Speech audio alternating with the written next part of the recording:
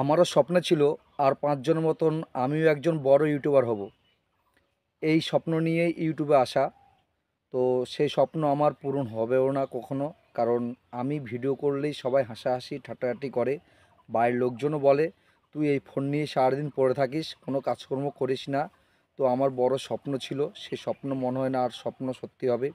এই ফোনটা আমার কাছে থাকলে আমি হয়তো ফোন নিয়ে ঘাটাঘাটি করব, বাড়িতে আরও কথা শুনবো। তাই এই ফোনটাকে আজকে আমি খারাপ করে ফেলবো জল ঢেলে,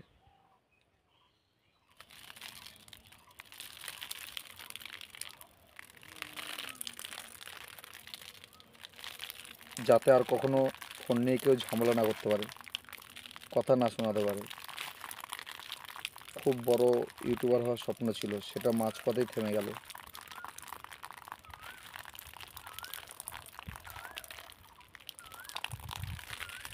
সবাই ভালো থাকুক।